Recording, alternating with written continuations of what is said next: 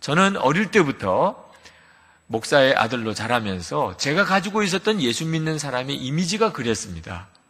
예수 믿는 사람, 술, 담배 안 하고, 그리고 세상 애들이나 어울려서 영화 보러 가고 이러지 않고, 그저 착하고 말 잘 듣고, 공부 열심히 하고, 성실하고.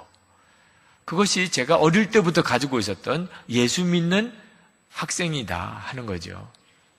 자, 예수 잘 믿으려면 어떻게 해야 되나? 세상 친구들하고 어울리지 않는 거예요. 그게 예수 잘 믿는 겁니다. 세상 친구들하고 어울리면 또 화투치고 또 영화 보러 다녀야 되고 또 담배 같이 피워야 되고, 근데 가능하면 예수 안 믿는 친구들하고 안 사귀는 거예요. 그것이 예수 잘 믿는 유일한 길이었다니까요. 그러면서 그저 조용히 말 잘 듣고 성실한 것이 예수 믿는 사람에 대한 제 이미지였습니다. 그러나 정말 그럴까요? 하나님께서 계획하신 예수 믿는 사람의 모습이 정말 그런 것일까요? 아니지요. 성경을 읽어보시면 하나님께서 원하시는 예수 믿는 사람의 모습이 깜짝 놀랄 정도로 도전적입니다. 골리앗 앞에, 거인 골리앗 앞에 소년 다윗이 싸우러 나갑니다. 하나님께서 생각하고 계시는 그리스도인의 모습입니다. 이것을 어떻게 착하다고 성실하다고 고리타분하다고 그렇게 표현할 수 있겠습니까? 여호사밧 왕이 전쟁터에 군사들을 데리고 나갈 때 맨 앞에 성가대를 세워서 행진에 나갔습니다.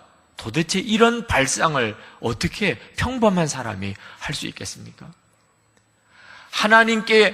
하나님만 섬기고 하나님께 기도하기 위해서 사자굴에도 들어가고 풀문불 속에도 들어가는 다니엘과 그 세 친구들의 모습. 느헤미야 같은 사람은 예루살렘 성벽을 재건하기 위해서 산발랏을 비롯한 주변에 극심한 방해 세력들이 있는 중에도 한 손에는 칼을 잡고 한 손에는 쟁기를 잡고 그리고 52일 주야를 성벽 재건을 이루어냈습니다. 이런 모습이 성경이 말하는 예수 믿는 사람, 하나님의 자녀의 모습이라는 거죠. 그건 권능입니다. 능력이 없으면 도무지 할 수가 없는 일이었어요. 삼손이 나귀 턱뼈 하나로 블레셋 사람 1000명을 때려 죽입니다. 감히 가까이 하기도 어려울 만큼 대단한 용맹스러운 사람이 삼손이었어요. 그런데 삼손이 언제부터 그런 사람이 되었나? 성경에 말하기를 사사기 15장 14절에 여호와의 신의 권능이 삼손에게 임할 때 그렇게 되었다고 그랬습니다. 예수님께서 너희가 권능을 받을 것이라 라고 하시는 말씀은 어쩌면 우리가 삼손 같은 사람이 된다는 뜻이죠. 나귀 턱뼈를 가지고 사람을 1000명이나 죽이라는 게 아니고 세상 사람들이 볼 때도 이건 권능이 있는 사람이구나, 그렇게 평가되어지는 것이, 그것이 바로 우리 주님이 말씀하시는 예수 믿는 사람의 계획인 것입니다. 우리는 하나님으로부터 무언가 놀라운 일을 하도록 만들어진 존재예요. 사람은 다 하나님이 그렇게 만드셨습니다. 왜? 하나님 당신이 그러시기 때문에요.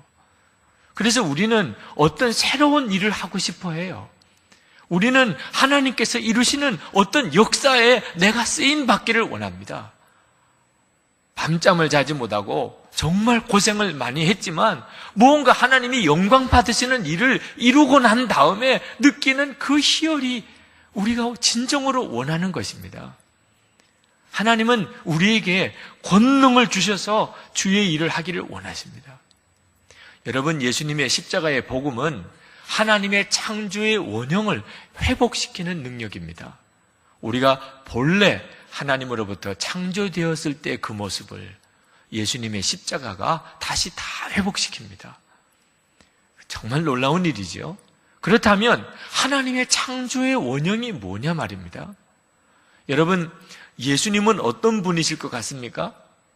저는 어릴 때부터 예수님은 참 조용하고 인자하신 분, 그런 생각이 늘 있었습니다. 왜? 늘 예수님의 그림은 그런 그림만 보였기 때문에. 예수님이 앉아 계신 앞에 꼭 애들이 이렇게 쭉 앉아 있고 예수님은 그 아이들을 상대로 말씀을 하시는 그런 식의 분위기에 예수님이셨어요. 인자하시고 부드럽고 아이들하고 쉽게 이야기하실 수 있는 그런 분. 저희 교회가 선한 목자 교회지만 항상 예수님은 어린 양 한 마리를 품에 안으시고 많은 양들을 이끌어 가고 계시는 그런 분으로만 우리는 예수님을 생각합니다. 그러나 성경이 말하는 예수님이 정말 그런 모습뿐일까요? 바리새인들과 대제사장들은 예수님을 어떻게 생각했을까요? 대단히 위험한 사람이라고 생각했어요. 바리새인과 대제사장들은 예수님은 반드시 죽여야 될 만큼 그냥 살려두면 너무너무 위험한 사람으로 생각했습니다. 빌라도가 이해하지 못했어요. 왜 예수를 죽이려고 하는지를. 예수님은 주님의 십자가를 대적하는 무리들에게 위험한 사람이었어요. 예수님께서는 풍랑 위를 걸어오셨던 분입니다. 어떻게 그런 생각을 하실 수 있을까요? 예수님께서는 5,000명 무리들이 먹을 것이 없을 때 제자들에게 아무것도 가진 것이 없는 제자들에게 너희들이 저들을 먹이라 이렇게 말씀하신 분입니다. 예수님께서는 죽은 나사로가 나흘이나 되어서 썩은 냄새가 나는 그런 형편에 그 무덤 앞에서 나사로야 나오너라 이렇게 외칠 수 있는 분이셨어요. 예수님을 잡으려고 병사들이 찾아왔을 때 예수님께서는 나다 내가 예수다 그러면서 당당히 앞으로 걸어 나가셨던 분이 예수님입니다. 예수님은 권능 그 자체세요. 예수님이 내 생명이시고 예수님이 내 주님이시라면 당연히 우리의 삶의 모습에도 권능이 나타나는 거죠. 하나님의 형상, 하나님은 도대체 어떤 분이시죠? 하나님도 어떻게 보면 모험을 즐기시는 분이세요. 골리앗 앞에 소년 다윗을 내보낼 때 하나님은 큰 무기를 들려 보내셨나요? 물맷돌 5개 가지고 나가게 하셨어요. 하나님 정말 모험을 즐기시는 분이죠. 기드온이 군대를 세울 때 32,000명의 군사들이 모이긴 했는데 이건 상대방과 비교하면 아직도 오합지졸이고 수적으로도 상대가 안 됩니다. 하나님께서는 기드온에게 수적으로 10배나 더 많은 병사를 갑자기 모아주신 게 아니고 그 32,000명도 너무 많다. 다 보내. 결국은 300명만 데리고 전쟁터로 나가게 하셨어요. 하나님은 정말 모험을 즐기는 분처럼 여겨질 정도로 그런 하나님이십니다. 권능이 없다면 하실 수가 없는 일이죠. 예수 그리스도 안에서 우리를 향하여 하나님이 가지고 계신 계획이 바로 이렇게 권능의 삶을 살아가는 것입니다. 자, 오늘 이 시간 여러분 가운데 나는 예수를 믿지만 권능의 삶을 살고 있지는 않다. 성령의 권능이 내게 임했다고 말할 수는 없다. 그러신 분이 이 자리에 있으실 겁니다. 그런 분들에게 말씀드립니다.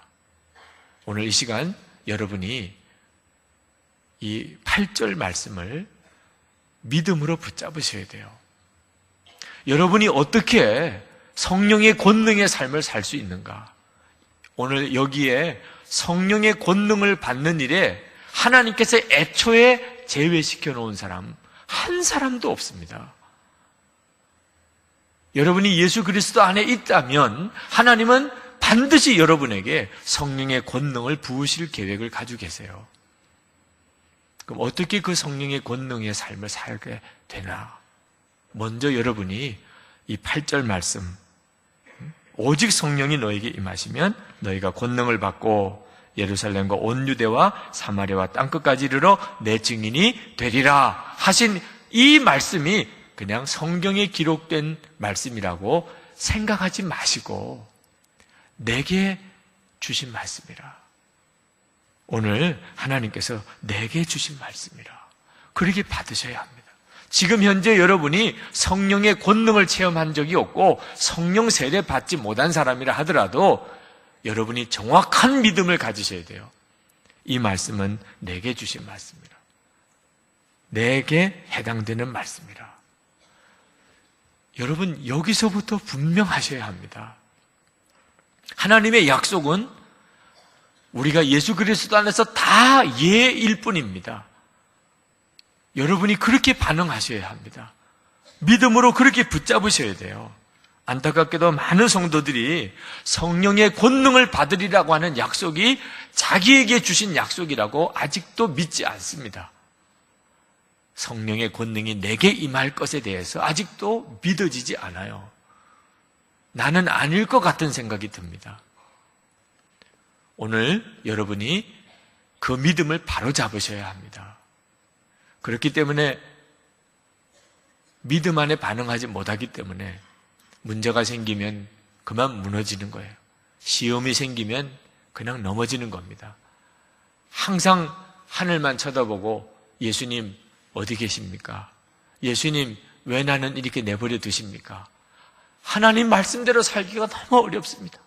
예수님 속히 좀 오십시오. 이렇게만 하고 사는 거예요. 예수님의 제자들이 예수님이 승천에 올라가신 다음에 다 목이 빠져라고 하늘만 쳐다보고 있었습니다.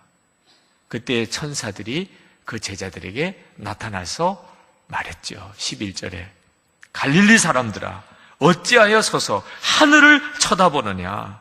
너희 가운데서 하늘로 올리신 이 예수는 하늘로 가심을 본 그대로 오시리라 하였느니라. 여러분, 목이 빠져라고 주님 어디 계십니까? 이렇게 신앙생활 하는 것은 하나님의 계획이 아닙니다. 예수 그리스도 안에서 우리를 향한 하나님의 계획이 아니에요. 여러분이 그 점에 대해서 분명하게 입으로 시인할 수 있어야 됩니다. 이렇게 내가 무능력하게 사는 것은 하나님의 계획이 아니야. 하나님이 나를 향한 계획은 권능이 있는 삶이야. 여러분이 그렇게 고백하고 믿음으로 취하고 나가야 합니다. 우리가 하나님을 멸시하는 삶을 살고 무슨 복을 받나요? 하나님께서 우리에게 반드시 말씀하셨어요. 성령의 권능을 받을 것이라. 십자가의 축복의 결론입니다. 그러므로 여러분 이 사실을 정말 믿으셔야 하는 거예요. 이것은 내게 주신 약속입니다. 여러분이 그 약속을 먼저 취하여야 합니다. 그리고 정말 여러분이 이 약속을, 이 권능을 받을 것을 여러분이 정말 믿었다면 그 다음에 4절 당부의 말씀을 무슨 일이 있어도 지키셔야 합니다. 4절에 말씀하시기를 예루살렘을 떠나지 말고 내게 들은 바 아버지의 약속하신 것을 기다리라. 여러분 정말 성령의 권능을 받고 살기를 원한다면 이제부터 무슨 말을 하든지 무슨 일을 하든지 성령의 권능이 임한다고 느끼기 전에는 하지 말아야 합니다. 여러분의 마음이 정말 변화가 왔다고, 이것이 성령의 권능인가 보다, 성령님께서 지금 내게 역사하셨어, 이런 답이 오기 전까지는 이제는 말하고 행동하지 말아야 한다. 이것을 철저히 지키는 태도를 가져야 합니다. 주여, 저는 이제부터 아무 말을 안 할 겁니다. 주님, 제가 이제부터는 무슨 일도 안 할 겁니다. 성령께서 정말 내게 역사하신다는 증거가 없다면 저는 아무것도 안 합니다. 주님, 여러분이 이 말씀 당부를 끝까지 지키면 반드시 성령의 권능이 임하는 걸 경험하게 되어 있습니다. 제자들은 믿어지지 않는 약속을 받은 거예요. 땅끝까지 이르러 내 증인이 되리라. 지금 예루살렘 거리에만 나가도 예수님 부활하셨다고 전하면 돌 맞아 죽을 지경이에요. 그렇게 살벌합니다. 그걸 제자들이 잘 알지요. 예루살렘만 나가도 예수 믿으라고 당당하게 말할 수가 없어요. 그런데 땅끝까지 이르러 내 증인이 되리라. 이건 진짜 황당한 이야기이기도 하지요. 그렇지만 그들은 주님의 그 약속을 믿었습니다. 그리고 예루살렘을 떠나지 아니하고 전심으로 전혀 기도하기에 힘썼습니다. 약속하셨어요. 너희들이 성령으로 세례를 받을 것이다. 열흘 만에 성령이 그들에게 불로 임합니다. 그들이 자기도 모르는 방언으로 기도하기 시작해요. 그리고 사람이 완전히 바뀌었습니다. 예루살렘 거리에 나가서 복음을 당당하게 전하게 되고 3,000명, 5,000명이 회개하고 돌아오는 역사가 일어났습니다. 전 세계 열방에 복음을 전하는 사도들이 됩니다. 여러분, 성령 세례를 받는다는 것은 예수님과 하나가 된다는 뜻이에요. 예수님과 하나가 된다. 세례는 예수님과 하나가 되는 의식입니다. 로마서 6장 4절에 우리가 세례를 받았다는 말은 예수님의 죽으심과 합하여 우리가 세례 받았다. 그래서 예수님과 함께 장사 지내고 예수님의 부활과 또 연합했으니 이제부터는 부활하신 예수님으로 살게 된다는 뜻이 세례입니다. 그리고 성령 세례는 우리가 그렇게 예수님과 하나가 되었다는 것을 체험적으로 우리에게 확증시켜주는 것이에요. 예수님은 지금 이 시간 내게 놀라우게 임하셨구나. 성령님으로 내게 임하셨구나. 성찬식은 뭐죠? 그것을 계속 우리가 확인하는 겁니다. 예수님과 나는 하나라고 하는 사실을. 그러므로 성령 세례 받고 난 다음부터는 예수님의 역사를 이루는 삶을 살게 되는 거예요. 제자들이 전 세계로 흩어지면서 복음의 역사는 전 세계로 퍼져나갑니다. 가는 곳곳마다 예수님이 하시는 역사들이 일어나요. 이제부터 사도행전을 읽어 가시게 되겠습니다만 흥미진진합니다. 정말 놀랍고도 놀라운 일이에요.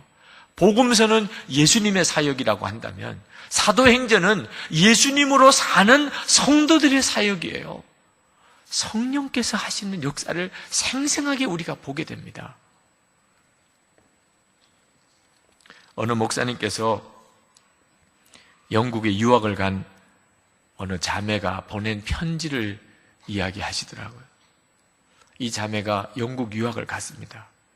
그런데 가서 영어도 잘 안 되고 공부하는 일도 힘들고 생활도 너무 어렵고 그래서 향수병에 걸렸어요.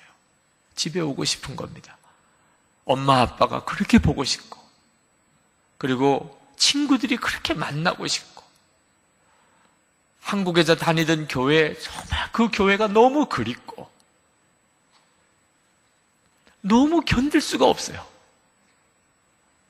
정말 학교 다 그만두고 유학생활 빨리 접어버리고 한국으로 그냥 돌아오고 싶은 거예요. 어느 날 묵었던 영국인의 집에 그 영국인 가족들이 다 어디를 가서 혼자서 집에 남았습니다. 거실의 문을 걸어 잠그고 그리고는 아무도 집에 없으니까 그냥 통곡을 하고 울었어요. 그리고 하나님께 기도했습니다. 하나님, 나 견딜 수가 없어요. 나 정말 집에 가고 싶어요. 엄마 아빠 보고 싶어 미치겠어요.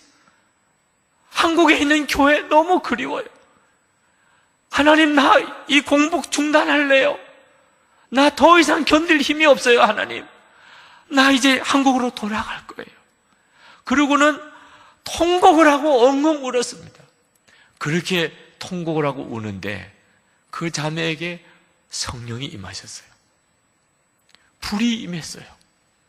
그 거실에서 막 떼굴떼굴 구르고 그리고는 방언이 터져 나오는데 무슨 말로 기도하는지 모르지만 그렇게 마음이 애통함으로 통곡이 나오더래요. 그렇게 한참을 기도하고 그리고는 하나님이 찬양을 부어주시더라는 거예요. 높은 산이 거친 들이 영국이나 한국이나 내 주 예수 모신 곳이 그 어디나 하늘나라. 할렐루야 찬양하세. 내 모든 죄 사함받고 주 예수와 동행하니 그 어디나 하늘나라. 그 얌전한 자매가, 수줍어하던 그 자매가 그 거실에서 덩실덩실 춤을 추면서 찬양을 했다는 거예요. 목이 터져라고 찬양을 했다는 거예요. 그리고 목사님에게 장장 4장에 걸친 편지를 보내온 겁니다. 목사님, 저는 여기에서 성령의 은혜를 경험했어요. 이렇게 기쁘고 평안하고 좋을 수가 없어요, 목사님. 저 이제 한국에 가지 않아도 돼요. 환경은 아무것도 달라진 게 없습니다. 성령의 권능이 임하니까 이기지 못할 시험이 없고 견디지 못할 어려움이 없더라, 그 말이에요. 예수님을 3년 동안이나 따라다니며 제자 훈련을 그렇게 받았어도 능력 있는 삶을 살지 못했던 제자들이었지만 성령 세례 받은 후에 그들이 능력 있는 삶을 살게 되었습니다. 예수님과 함께 3년 동안 있을 때는 예수님과 진정으로 한 몸 되지 못했어요. 그럴 수밖에 없지요. 예수님의 몸, 내 몸 따로인데. 그런데 성령으로 제자들에게 예수님이 임하시니까 예수님과 완전히 하나가 된 거죠. 성도 여러분, 오늘 이 시간 여러분이 정말 성령의 권능의 삶을 살려면 예수님, 성령님으로 여러분 안에 와 계신 주님을 정말 환영하고 감사하고 그리고 기뻐해야 합니다. 성령님은 이미 여러분 안에 와 계세요. 그러나 문제는 너무나 무시당하고 계시다는 거죠. 여러분은 성령님에 대해서 어떤 태도로 살고 계십니까? 성령님에 대해서 환영하고 항상 성령님께 묻고 항상 성령님을 의지하고 성령님께 감사를 드리고 그렇게 사십니까? 남편이 아내에게 무시당하면 집에 들어가기 싫은 거고, 아내도 남편이 정말 사랑으로 대해주지 않으면 집에서 사는 게 고통스럽잖아요. 여러분은 여러분을 환영해주지 않는 모임에 가고 싶습니까? 여러분을 무시하고 여러분에게 말도 걸어주지 않고 그런 모임 속에 여러분이 가고 싶으세요? 지금 우리가 성령님을 그렇게 대하고 있는 거예요. 성령님은 지금 내 안에 계십니다. 성령님, 너무나 고맙습니다. 제가 성령님의 권능을 아직은 경험하고 있지 못하지만 저는 성령의 권능을 정말 알고 싶습니다. 우리 가정은 정말 성령의 권능이 필요합니다. 제가 직장생활 하는 그곳에, 내가 사업하는 그 자리에 정말 성령의 권능이 필요합니다. 주님, 세상을 변화시키는 그런 성도가 되는 것이 하나님의 계획인 것을 저는 정말 믿습니다. 또 그리 되어야 됩니다. 주님, 여러분 그렇게 기도하세요. 이미 여러분 안에 계신 그 주님을 기뻐하시고 그 주님을 더욱 의지하시고 여러분의 입으로 감사를 고백하세요. 그리고 계속해서 성령님께 부탁하세요. 여러분에게 반드시 권능으로 역사하십니다. 힘들고 어려울 때 주저하고 두려워하고 무너지고 하늘만 쳐다보지 마시고 이미 여러분 안에 권능의 그 주체이신 성령님께서 와 계십니다.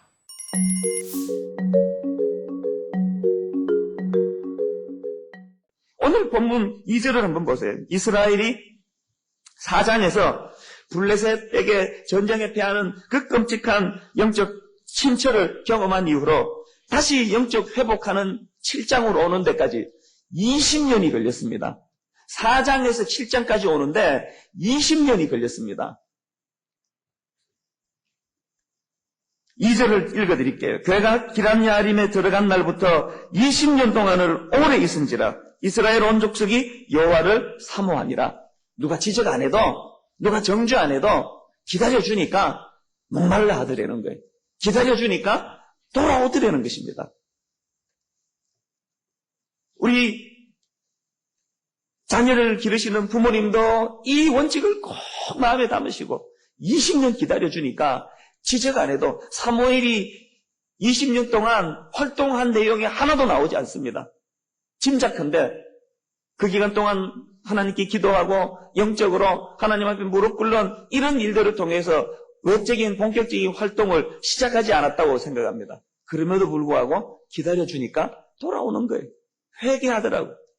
저는 우리 다락방에서 순장님들이 순원들을 대하실 때, 우리 부모님들이 자녀를 대하실 때 학교 선생님들이 제자들을 대하실 때, 저 같은 목사가 성도들을 섬기고 모실 때 항상 이 마음, 20년 기다리면 돌아온다.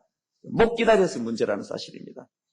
이렇게 그들이 하나님을 갈망하고 사모하고 목마름이 있을 그때에 사무엘이 드디어 그들을 이끄는 일을 행하지 않습니까? 분별력을 가지고 정확한 판단력을 가지고 그렇게 백성들을 지도하고 가르치니까 백성들은 즉각적으로 거기에 응답하고 호응하는 조속한 실천력으로 빠른 영적 회복이 지금 일어나고 있다는 사실입니다. 그런데 오늘 본문에 보면은 사무엘이 정확한 분별력을 가지고 이 20년 동안의 영적 그 침체를 극복해 나가는 과정에서 그것을 위해서 백성들에게 크게 두 가지를 요구하고 있더라는 것입니다. 이 이스라엘을 향한 사무엘의 두 가지 요구는 오늘 영적 부흥을 갈망하는 모든 심령들마다, 모든 교회들마다 꼭 필요한 필수 조건이라고 저는 생각합니다. 오늘 이 두 가지를 놓고 함께 기도하기를 원하는데, 첫 번째로 사무엘이 영적 부흥을 위하여 백성들에게 요구했던 첫 번째, 타락한 세상 문화에 끌려다니는 삶을 청산하라는 것입니다. 타락한 세상 문화에 끌려다니는 삶. 이게 무슨 의미인가 하면은 3절을 한번 보세요.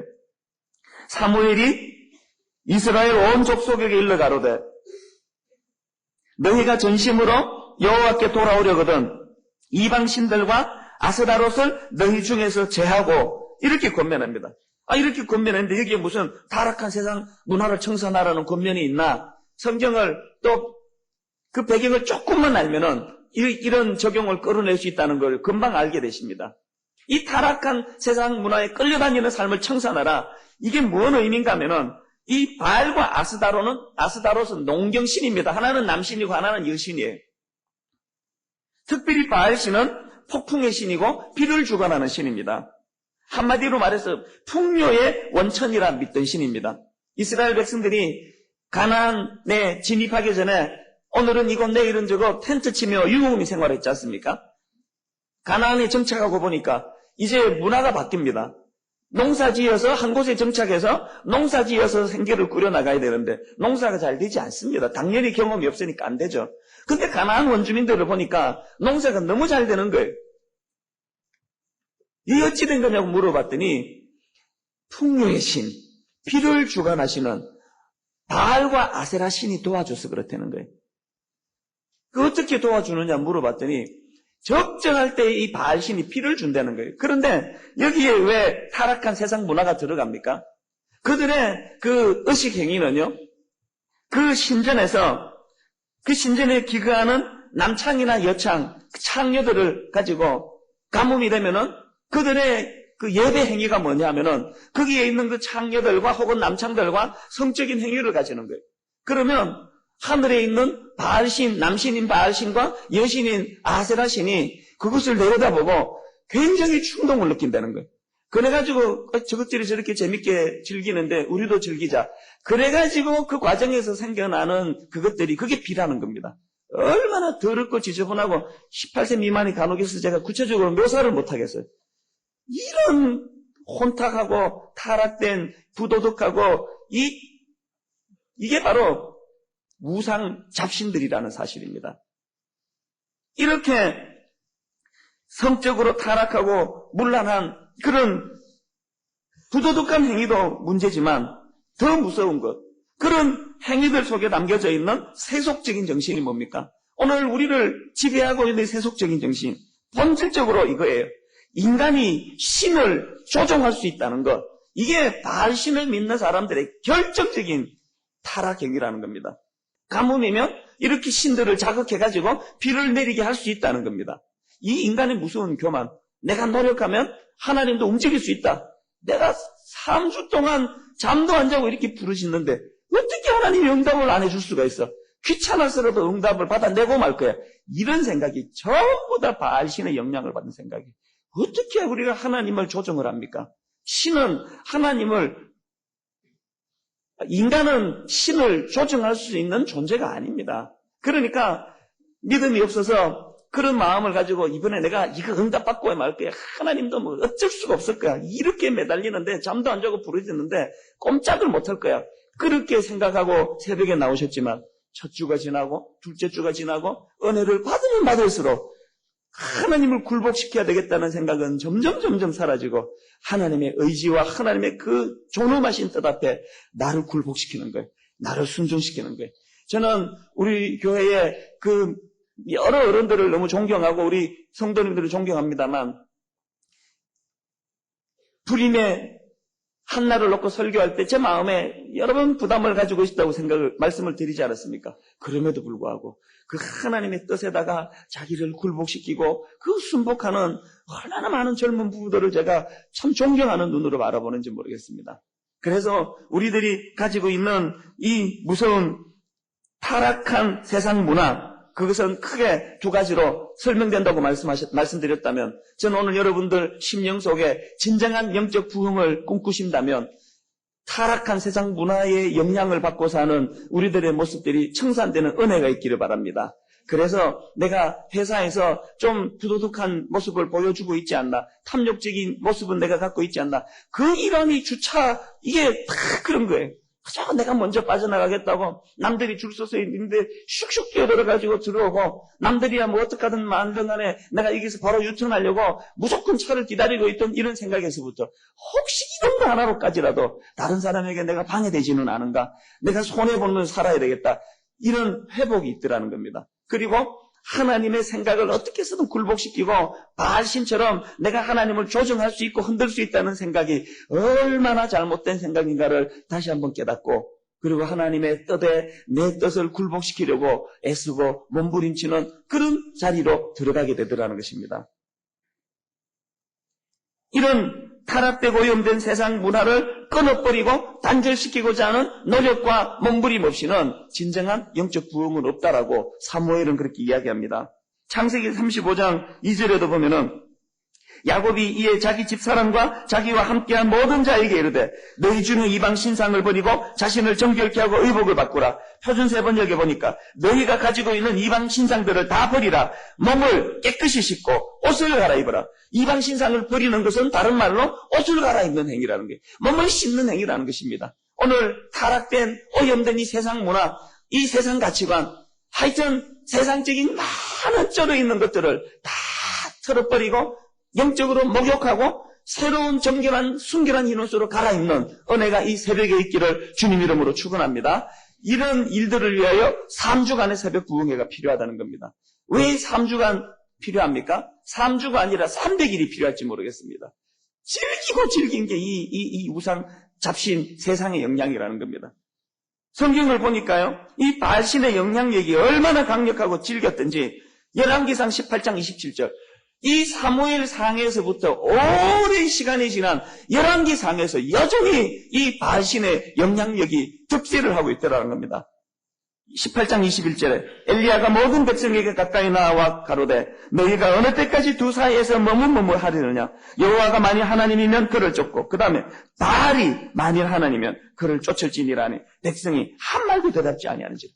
이렇게 은혜를 구했고 실제적으로 은혜가 그를 장악했음에도 불구하고 여전히 우상 잡신 바알의 영향을 받고 사는 것, 이걸 보면은 죽을 때까지 특세 3주 한다고 세상의 이 혼탁한 그 가치관으로부터 완전히 자유하는 일은 없다는 걸 우리 배우게 됩니다. 그래서 내년에 또 특세가 필요한 거예요.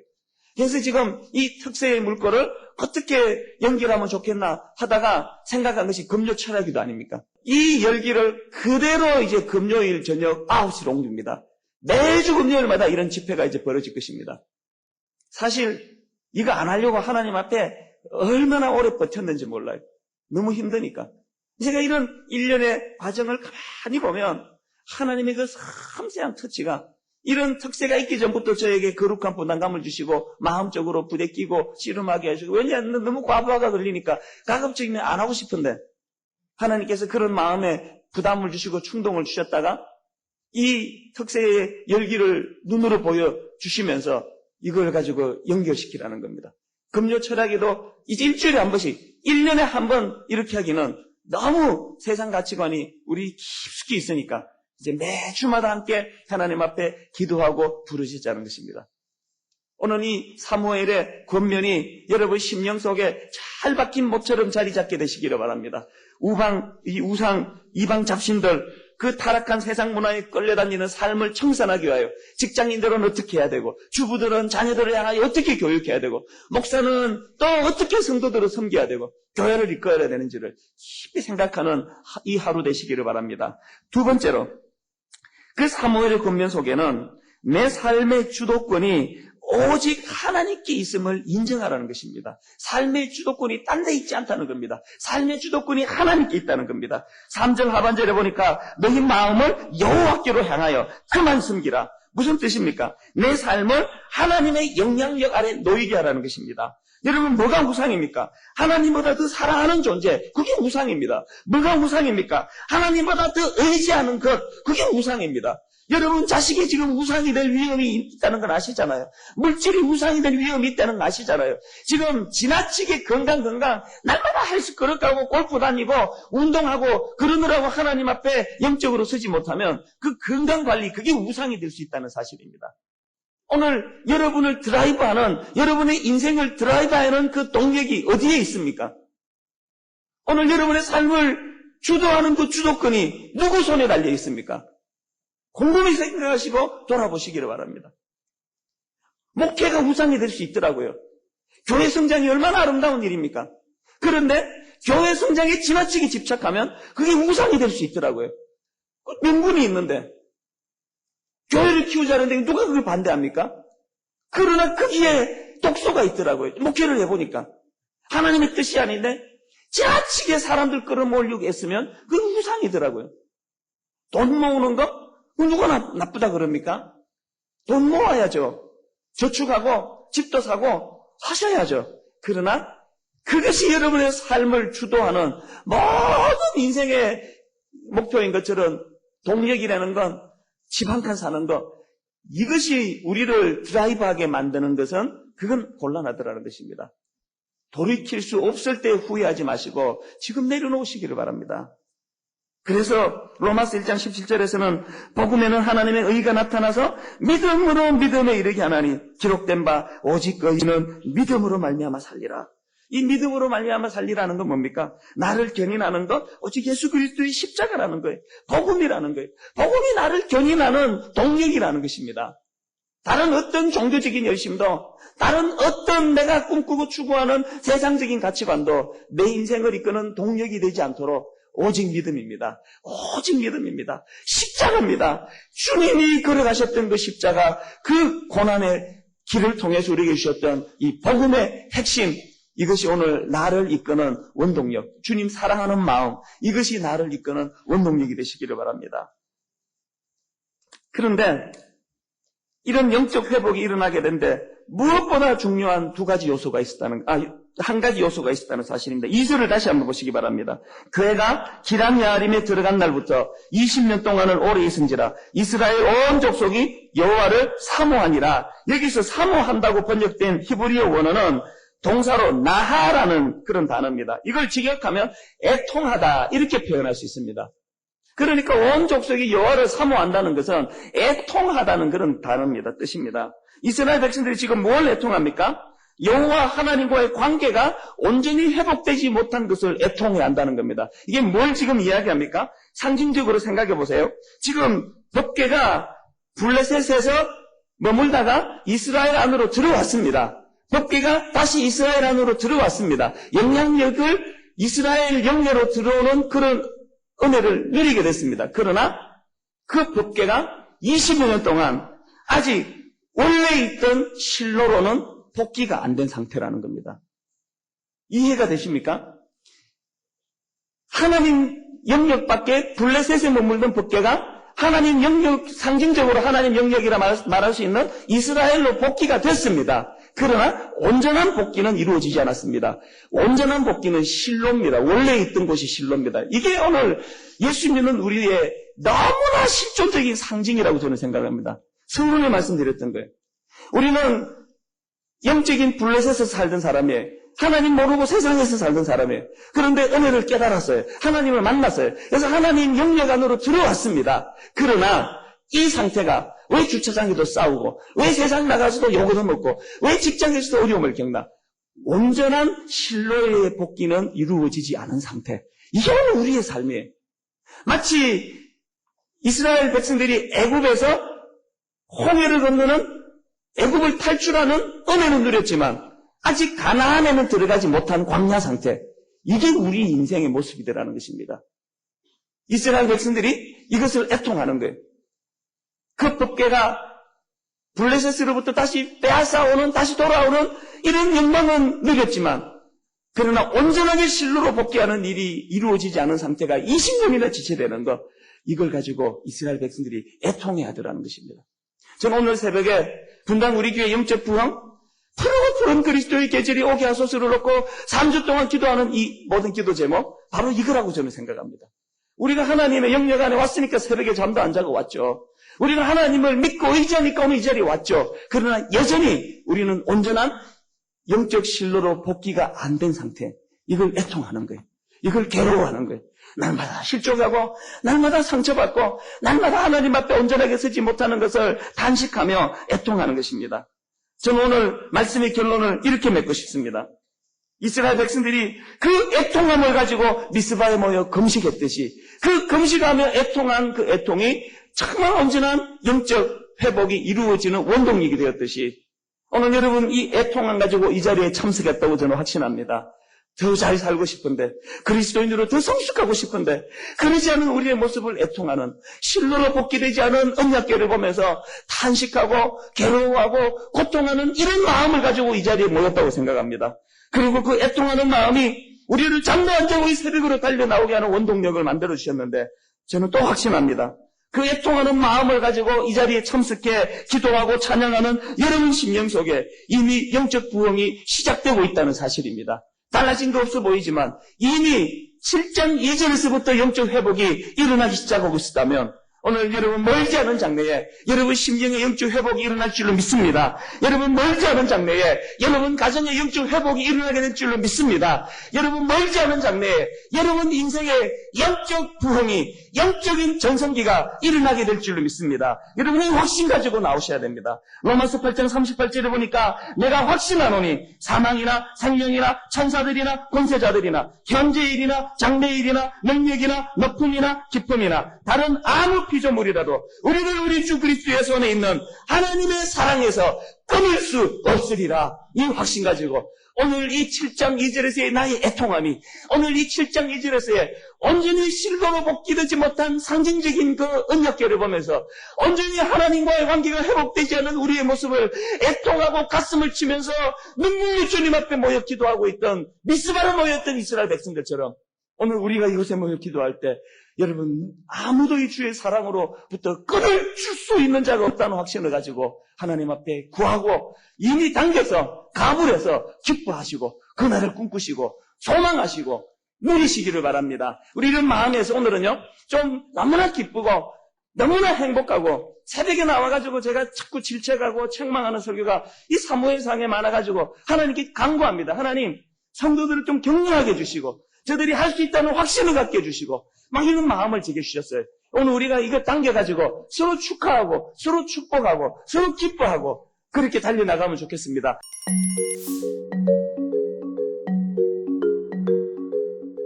아마 저를 포함해서 남자들이라면 한 번쯤 근육 키우는 일에 관심이 있지 않았을까요? 저도 피트니스 센터를 등록해놓고 이 역기를 들으면서 진짜 큰 기쁨이 매일매일 조금씩 나아지는 이 킬로그램이 올라가는 그런 기쁨을 누렸던 적이 있습니다. 제가 계속 했을까요? 안 했을까요? 계속 했다면 제가 이렇겠습니까? 저도 하다가 도중에 이제 포기를 했어요. 이 근육이 만들어지는 과정을 보면요, 대개 자기의 힘으로 할 수 없는 무게까지 딱 올리면 우리의 근육이 이제 파열이 되는 거죠.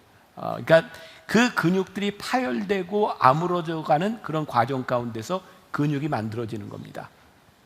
그 과정이 지나가면 단단한 근육을 얻을 수 있는데 많은 사람들이 그 아픔을 견디지 못하고 그만두는 경우들이 많이 있는 거예요. 인내는 힘이 듭니다. 인내는 고통스럽습니다. 그러나 인내는 열매가 있습니다. 우리는 우리들의 삶의 인내를 통해 하나님의 축복을 경험하고요, 인내하는 과정들을 통하여 우리들에게 주어주신 재능도 발견하게 됩니다. 인내가 없이는 이 과정까지 나아가지 못하는 것이기도 합니다. 또 우리의 삶에는 업 앤 다운이 늘 있습니다. 이 중에 아마 여러분들의 인생의 전성기를 지나는 사람도 있을 거고요, 어쩌면 이 중에 여러분들의 인생의 밑바닥에서 가장 힘든 시간을 지나가고 있는 사람도 있을 것입니다. 그런데 우리들의 인생은 늘 업이 계속되거나 늘 다운이 계속되는 것이 아니라 이런 주기가 있습니다. 그래서 지혜서 기자는 전도서 3장 1절에서 이렇게 말하고 있는 것 같아요. 범사에 기한이 있고 천하만사가 다 때가 있다. 그러니까 여러분, 힘들지만 이 때가 지나가고요, 괜찮지만 우리들에게 어려움의 때도 옵니다. 이것이 인간의 법칙입니다. 그런데 이런 인생의 주기에도 불구하고 우리들의 신앙의 영성을 유지할 수 있는 것이 있는데, 그것이 뭐냐면 신앙의 상승 곡선을 이룰 수 있는 방법이 있는데, 믿음의 주요 온전케 하시는 이인 예수를 바라보자, 이렇게 히브리서 기자가 우리들에게 말씀하고 있는 거예요. 그럼 우리의 인생, 우리의 신앙생활을 통해서 오늘 말씀은 무엇을 얘기하고 있는가? 말씀에 그렇게 표현이 되어 있습니다. 우리 앞에 당한 경주를 하며, 경주라고 하는 건 뭐예요? 시합을 한다, 이런 말입니다. 우리가 시합을 한다고 할 때는 몇 가지 규칙들이 있습니다. 첫 번째는 어떤 경주든지 룰이 있다는 거예요. 여러분, 우리는 우리들의 인생이 나에게 유리하게 내 위주로 좀 되었으면 좋겠어요. 그런데 세상은 절대로 그렇지 않습니다. 내 인생은 나를 위해서 돌아가는 것이 아니라 우리의 인생에는 규칙이 있다는 거예요. 그래서 우리 신앙생활을 하는 우리들에게도 이 신앙의 규칙을 제가 이제 후에 이야기하겠지만 잘 알아야 우리 인생의 신앙의 경주를 잘 할 수 있는 거죠. 두 번째, 우리들이 경주한다고 이야기했을 때는 필연적으로 이 경주에는 상이 따르는 겁니다. 여러분, 우리가 예수를 믿고 구원을 받는다, 저는 우리들이 여기에서 끝나는 것이 아니라 구원의 상급을 좀 바라볼 수 있는 사람이 되었으면 좋겠다. 전 이걸 이렇게 표현합니다. 거룩한 야망. 야망이라고 하는 말이 욕망이 될 수도 있습니다. 왜? 내가 원하는 것을 이기적으로 원할 때죠. 그런데 이 야망과 우리들 속에 있는 이 욕망을 거룩하게 만드는 것은요, 하나님 앞에서 우리들이 경주하며 믿음의 주요 온전케 하시는 일을 바라보며 우리들이 경주할 수 있을 때예요. 또 조금 이따 다시 또 설명을 할 겁니다. 세 번째, 우리들이 경주한다고 할 때는 우리들에게 훈련이 필요하다는 거예요. 훈련은 반복되는 것이고요, 반복되면 우리들에게 습관이 되는 겁니다. 그래서 우리들이 경주에 승리하기 위해서는 우리들의 삶의 신앙생활을 잘할 수 있는 훈련이 우리들에게 되어 있어야 하고요, 중요한 것은 훈련을 방해하는 요소들을 우리들이 어떻게 제거하느냐에 대한 부분이죠. 어떤 분을 제가 초신자를 신방했을 때입니다. 이분이 만나교회에서 신앙생활을 시작을 했고요, 은혜를 경험하면서 이분의 마음 가운데 내가 신앙생활을 잘 해야 되겠다, 이런 생각이 들었답니다. 그래서 결심을 하고 예배도 드리고 신앙생활을 하는데, 문제는 나는 결심을 했는데 주변이 결심을 안 해주는 거예요. 여러분들, 신앙생활이요, 내가 은혜 받고 내가 결심하는데 내가 은혜 받는다고 주변에 있는 사람이 은혜 받는 건 아닙니다. 그게 어려운 거예요. 여전히 내 마음은 결심이 섰는데 여전히 세상 친구들이 있고요, 이분이 하나님을 믿기 전에 하던 그 노름하던 그 친구들이 있는데 늘 노름하자고 찾아오고요, 사람들이 늘 전화를 하고 만나자고 하고 그런 관계들 속에 있는 거예요. 그래서 어느 날 이분이 이런 결심을 했답니다. 전화번호를 바꾸자. 그리고 전화번호를 바꿨답니다.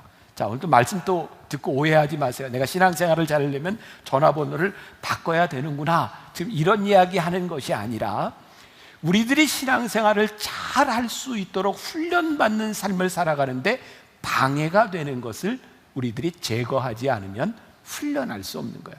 여러분들에게 달려있는 부분이에요. 네 번째, 우리들이 경주한다고 할 때는 필연적으로 이 경주에 경쟁자가 있다는 것을 우리들이 알아야 합니다. 우리의 경쟁자는 누구일까요? 여러분, 우리 신앙의 경주는 여러분들 옆에 있는 믿음의 동역자들이 아닙니다. 여러분들의 경쟁자는 여러분들에게 이 경주를 하지 못하게 하는 악한 영과 사단의 세력들이죠. 이것을 다른 말로 이야기하면 시험이라고 말할 수 있을 거예요. 또 기억하십시오. 시험은 두 가지가 있습니다. 늘 하나는 우리들의 삶에서 이것을 꼭 통과해야 되는 테스트가 있고요, 통과하는 것이 아니라 우리들이 물리쳐야 되는 템프테이션, 유혹에 대한 시험이 있는 겁니다. 이것을 구별하는 것이 지혜인 거죠. 테스트는요, 틀림없이 뚫고 넘어가야 되는 거예요. 유혹은요, 우리가 뿌리쳐야 되는 거예요. 그냥 쉽게 예를 들면 우리 남자들 같은 경우에 사회생활을 하면서 제일 힘든 것이 술자리, 술 먹는 일일 것 같아요. 그렇지 않나요? 내가 원한다고 원하지 않는다고 되는 일이 아니라 사회적인 관계 속에서 있는 거잖아요. 그런데 술 자체가 문제이기보다는 술을 먹으면서 또 취하고 술 문화 가운데서 우리들이 잘못되는 경우들이 많은 거죠. 그런데 우리들에게 이런 생각이 돼요. 이 술이 나쁜 것이니 이 시험을 내가 통과해서 이겨야 되는데 어떻게 통과해? 먹어 없애자. 빨리 없애자. 그래서 이 술 문제가 해결이 되지 않는 거죠. 왜? 아무리 먹어도 또 만들어내니까. 그럼 이 술을 이길 수 있는 것은 내가 이것을 먹어서 이기는 것이 아니라 이 자리를 피하는 것이 이길 수 있는 방법인 거죠. 그러니까 우리들이 경쟁자가 누구인가를 구별할 수 있어야 되고, 우리들의 삶에서 신앙의 경주를 잘 하기 위해서 우리들이 지혜로운 결단이 필요한 거예요. 가끔 교인들 가운데 이런 얘기하는 사람이, 목사님 제가 아는데요 그런 얘기를 하면 참 밉잖아요. 아는데 왜 안 하세요? 그러니까 우리들이 결단할 것은 결단하고 피할 것은 피하고, 이것이 신앙생활의 경주를 잘하는 방법 중에 하나인 겁니다. 자, 그런데 우리가 아는 경주를 오늘 본문은 뭐라고 이야기를 하냐면, 믿음의 주요 온전케 하시는 이인 예수를 바라보자. 그리고 예수님께서 어떤 분이셨냐면, 그는 그 앞에 있는 기쁨을 위하여 십자가를 참으사 부끄러움을 개의치 아니하시더니 하나님 보좌 우편에 앉으셨느니라. 자, 중요한 규칙이 있고 그 다음에 세칙이 있습니다. 중요한 룰은 뭐냐면, 믿음의 주여 온전케 하시는 이 예수를 바라보는 것이고, 예수님을 바라보기 위한 세칙이 뭐냐면 무거운 짐과 얽매우기 쉬운 죄를 벗어버리는 거예요. 믿음의 주여 온전케 하시는 이인 예수를 바라본다고 하는 것은 어떤 의미일까요? 여러분, 우리 신앙생활에 있어서 정말 중요한 것인데요, 믿음의 주여 온전케 하시는 예수를 바라보는 신앙생활이 있고요, 세상을 바라보는 신앙생활이 있는 거예요. 요즘 어린아이들, 요즘 젊은 사람들은 잘 모르지만 우리 어렸을 때는 참 놀이문화라고 하는 게, 학교 수업을 마치면 운동장에서 이렇게 많이 뛰어놀았고요, 집에 돌아오면 친구들하고 골목에서 많이 놀던 때가 있었습니다. 옛날에 뭐 하고 노셨어요? 비석치기도 이렇게 했고, 그때는 참 놀 게 별로 없었던 것 같아요. 오징어 가이상, 뭐 팔자 가이상 이런 것도 기억나세요? 안 해보셨어요? 자치기도 기억하시고, 뭐 땅 따먹기 이런 거 많이 하지 않았나요? 전 제일 인상적이었던 게 땅 따먹기였어요. 요렇게 싹 손으로 긋고, 이제 요게 이제 내 땅에서부터 시작되는 거잖아요. 거기에다가 요렇게 돌을 하나 놓고 탁 쳐서 세 번에 네 번에 여기까지 딱 들어오면 이게 내 땅이잖아요. 그 땅이 뭐라고 그렇게 목숨을 걸었는지, 그렇게 내 땅에서 이렇게 주고 내 땅이 이렇게 넓혀주고. 저 지금도 기억나는 게, 한참 땅 따먹기 하고 있는데 저희 어머니가 저를 부르셨거든요. 병삼아 밥 먹어라. 제가 다 그냥 지우고 들어갔거든요. 지금 생각해 보니까 그 밥 먹으라고 오면 들어갈 그 땅을 내가 뭐 그렇게 열심히 따먹었는지. 근데 우리의 인생에서 생각해 보세요. 내가 그렇게 열심히 모은 내 재산, 내 소유, 내 명예, 내 관계, 어느 날 하나님께서 너 그만 와라 그러면 갈 텐데, 믿음의 주요 온전케 하시는 이인 예수를 바라보지 않으면 우리들이 이게 전부인지 알고 살아가는데, 하나님이 우리를 부르시면 가게 될 인생이라고 생각할 때 우리들이 가지고 있는 소유와 명예와 이것들을 바라보는 눈이 달라지지 않겠는가? 제가 목회를 하면서 하나님께서 저에게 주셨던 마음들이 뭐였냐면, 여기에 교인들을 보내주시고 교인들이 한 헌금들과 이 자산을 가지고 어떻게 우리들이 하나님의 일을 위하여 쓸 것인가를 고민하지 않는다면 우리는 참 하나님 앞에 무가치한 존재들이 될 수 있을 겁니다. 여러분들에게 한번 물어볼게요. 만나교회가 지금 빚이 있을까요? 없을까요? 빚 없습니다. 제가 빚 없는 거 자랑하려고 그러는 게 아니고요. 제가 만나교회 담임 목사가 되고 나서 처음에 빚이 많았는데 그때 제 생각에 그랬어요. 교인들의 헌금이 은행의 이자로 나가는 게 참 아까워. 죄송합니다. 여기 은행원들 죄송합니다. 은행의 이자로 나가는 게 너무 아까웠어요. 그래서 빚부터 갚았어요. 저희 교회는 쌓아오는 재산이 있을까요? 없을까요? 없어요. 빚을 갚고 저희가 생각되어졌 것이 뭐냐면 하나님 우리들에게 주어진 것, 우리들이 이것을 가지고 어떻게 해야 될까요? 그러면서 장로님들과 고민했던 것이 뭐냐면 하나님 교회가 재산을 소유하기보다는 자산을 늘려가기보다는 이것을 쓸 수 있는 교회가 되었으면 좋겠습니다. 그래서 그런 고민을 했어요. 교회가 어떻게 자산을 늘리지 않으면서 어떻게 하나님께서 우리들에게 주신 것을 잘 사용할 수 있을까? 지난주에 우리 장로님들하고 회의를 하는데 어떤 장로님이 저에게 그렇게 얘기를 했어요. 목사님, 앞으로 은퇴 이런 얘기 절대로 하지 마세요. 그런데 오늘 또 은퇴 얘기를 좀 해야 될 것 같아서 죄송한데, 그분이 우리 장로님이 저에게 하셨던 이야기가 뭐냐면 세상이 어떻게 변할지도 모르고 어떻게 상황이 될지 모르는데 은퇴 얘기를 그렇게 쉽게 하는 거 아닙니다. 그래서 저는 한 번도 언제 은퇴한다, 몇 살에 은퇴하겠다 이런 얘기는 한 적이 없어요. 그냥 은퇴할 겁니다. 언젠지는 몰라요. 그런데 제가 왜 은퇴 이야기를 하는가? 지금 한국에 있는 교회들을 보면서 참 마음 아픈 것 중에 하나가 뭐냐면 목회자들이 은퇴할 때 많은 문제들이 일어나는 거예요. 근데 문제들의 핵심에 보면 다 무슨 문제들이 있냐면 돈에 대한 문제가 있는 거예요. 저에게 그런 고민이 생겼어요. 하나님, 제가 만나교회 목회자로 살아가면서 제가 은퇴하고 제가 여기에서 목회자로 이 시기를 지나갈 때 어떻게 하면 우리 교회가 하나님의 교회인 것이, 그리고 우리들의 소유가 내 소유가 아니라 하나님의 소유인 것을 우리들이 이야기할 수 있겠습니까?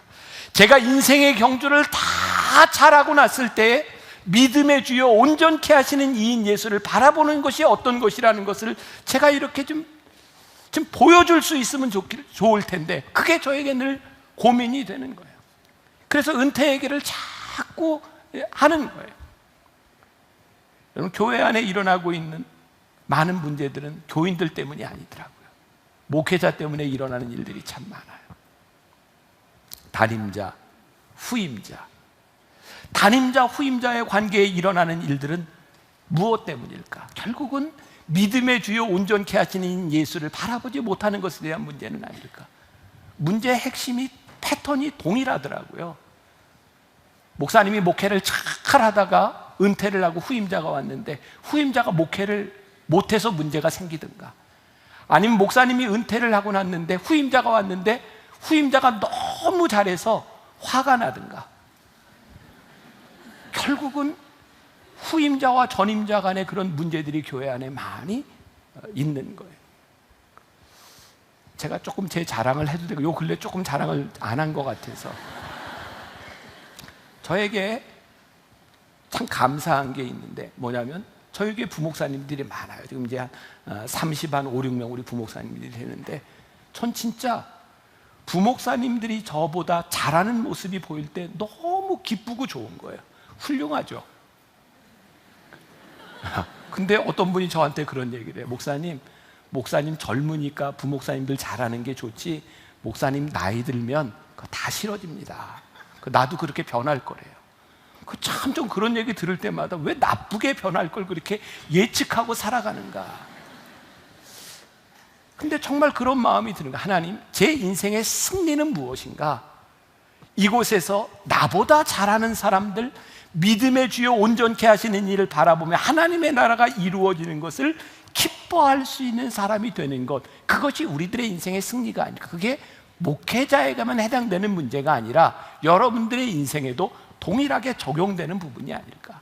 그래서 오늘 새 측에 보니까 얽매이기 쉬운 죄를 벗고라고 이야기를 하고 있는데, 성경의 인물 중에 노아 같은 사람은요 당대의 의인이라고 이야기했던 사람인데 그는 술 먹는 문제로 인해서 술 취해서 수치를 당하잖아요. 우리가 잘 알고 있는 위대한 왕 다윗, 그에게는 여자가 문제였어요. 우리가 잘 아는 모세, 그는 하나님이 쓰시는 사람이었는데 그는 화가 나면 참지 못하는 사람이었기 때문에 결국 가나안 땅에 들어가지 못하고 말이죠. 그 위대한 인물들에게도 그들을 얽매는 죄가 있었던 거예요. 문제들이 있었던 거예요. 제가 여러분들에게 오늘 어떤 답을 드릴 수 있는 것이 아니라 여러분들이 이 신앙의 경주를 믿음의 주요 온전케 하시는 이인 예수를 바라보며 살아가는데 여러분들을 얽매고 있는 그 무거운 짐과 죄를 우리들이 내려놓지 않으면 우리가 이 믿음의 경주를 할 수 없는, 이 믿음의 경주라고 이야기할 때 이렇게 비유할 수 있는 것이, 야, 우리의 싸움은 달리기 마라톤 같은 거야. 마라톤은 몇 킬로를 뛰죠? 42.195를 뜁니다.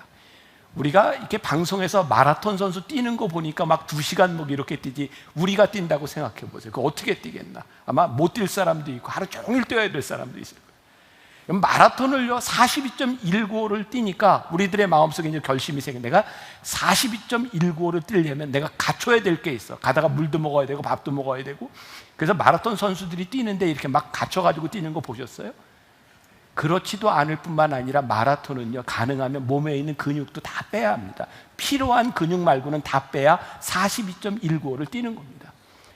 마라톤 선수들이요, 뛸 때 저는 제일 인상적이었던 게 그런 거였어요. 막 뛰다가 얼마나 갈증도 나고 땀이 많이 나겠어요. 그러면은 가다가 물이 있잖아요. 그럼 막 뛰면서 물을 탁 채가지고 물을 딱 마시고, 그게 멋있더라고요. 쫙 버리는데 물이 쫙 그 막 뛰어요. 마라톤 선수가요, 물을 마시고, 야, 요거 내가 또 마셔야 되니까 들고 뛰자, 이러는 사람 아무도 없다는 얘기예요. 물을 마실 만큼 마시고 쫙 뿌리고 또 뛰어요. 목마를 때 되면 거기에 또 물이 있는 거예요. 우리의 인생의 경주를 하며 내가 내 준비로 다 갖추어서 우리들이 그거 붙잡고 가는 것이 아니라 하나님 믿음의 주요 온전케 하시는 예수를 바라보며 우리들이 뛰어나갈 때, 우리의 인생에 예비하신 하나님을 바라보면 우리들이 담대하게 뛰어가기 시작할 때 이거 뿌리치고 우리들이 그 길을 갈 수 있는 것이 아닐까. 그런데 이 인생의 경주를요, 우리가 마라톤에도 비유할 수 있지만 우리들이 릴레이라고 하는 이름으로도 우리들이 이야기할 수 있을 것 같아요. 자, 우리 400m 릴레이를 생각해 보세요. 400m 릴레이를 보면, 400m 릴레이 계주, 보면은 맨 처음에 스타트를 하는 선수가 있어요. 그렇죠. 맨 마지막 주자로 뛰는 사람이 있어요. 가운데 뛰는 사람이 있어요. 처음에 뛰는 사람들은 뭘 잘하는 사람일까요? 스타트를 잘해요. 맨 마지막에 뛰는 사람은 뭘 잘할까요? 스퍼트를 잘하죠. 중간에 뛰는 사람은 뭘 잘할까요? 그냥 잘 뛰어요. 그냥 뭐 특별한 건 없지만 잘 뛰어요. 중요한 건 네 사람이 다 자기 구간을 뛰고 있다는 거예요. 자, 여러분들 인생을 보세요. 여러분들 옆에 있는 사람들을 보세요. 진짜 보지 말고 그냥 있다 생각하고, 내 옆에 있는 사람을 볼 때 여러분들에게 이런 마음이 들까요? 저 사람을 보면 하나님 너무 불공평해. 왜 저 사람에게는 저렇게 돈도 주시고 재능 주시고 건강도 주시고 나는 이 모양이야? 또 이쪽에 있는 사람들을 바라보면서 이런 생각을 할 수 있어요. 내가 저 사람보다는 낫지. 저 사람을 보니 내가 위로가 돼. 그런 사람이 있을 수도 있어요. 여러분들 인생에 하나님 공평하세요? 우리가 신앙의 경주를 같이 하는 믿음의 동역자들인데, 믿음의 동역자를 볼 때 하나님 공평하시냐고요. 내 상황과 내 능력을 바라보면 절대로 하나님은 공평하시지 않아요. 어떻게 저렇게 다른 상황을 주시고 다른 능력을 주셔서 우리들에게 이 경주를 하라고 하는 것이 너무나 불공평하게 보이는 거예요. 그런데요, 하나님께서 우리들에게 신앙의 릴레이로 우리들에게 경주하라고 하신 것은 동일한 상황과 동일한 능력 가운데서 공평함 말씀하시는 것이 아니라, 하나님께서 우리의 인생에 주어주신 책임 구간을 감당하게 하시는 그 책임 가운데서 우리들에게 공평함이 있어요. 상황과 능력의 공평함이 아니라 나에게 주어진 책임에 대한 은혜를 고백하기 시작할 때 하나님 공평하시다. 저 사람에게 주신 저 구간을 바라보고 나에게 주신 이 내 구간을 바라보며 하나님 공평하시다. 그래서 이 인생을 나 혼자 뛰어가는 것이 아니라 하나님이 나에게 주신 이 인간, 이것에 대한 책임을 우리들이 고백하기 시작할 때 우리는 교만하지 않을 수 있고요, 우리는 실패하지 않는 인생이고요, 사람들에게 손가락질 받지 않는 인생이 될 수 있어요. 그래서 우리가 믿음의 주요 온전케 하시는 이인 예수를 바라보며 우리들이 보아야 되는 것이 있어요. 하나님, 저의 책임은 무엇인가요? 제가 어떻게 이 책임을 다하면서 살 수 있을까요? 우리의 인생의 승리, 우리의 인생의 영광스러움이라고 하는 것은요, 저는 이렇게 정의하고 싶어요. 내 삶에서, 내 인생에서 누군가를 바라보며 그 사람이 잘하는 것이 기쁠 때, 다음 사람이 잘할 수 있도록 내가 축복을 빌어주는 인생이 될 수 있을 때, 우리의 삶은 정말 복된 인생이 될 수 있다.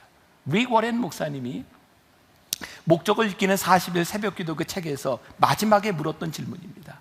당신이 죽어 하늘나라에 갔을 때 당신 때문에 하늘나라에 오게 되었노라고 감사할 사람을 만날 수 있겠습니까? 여러분들의 인생의 승리와 영광과 책임, 그게 무엇이냐면 내가 살았던 인생 가운데서 나로 인하여 복된 사람이 얼마나 있는가, 그 사람을 우리들이 하늘나라에서 만날 수 있는가 하는 거예요.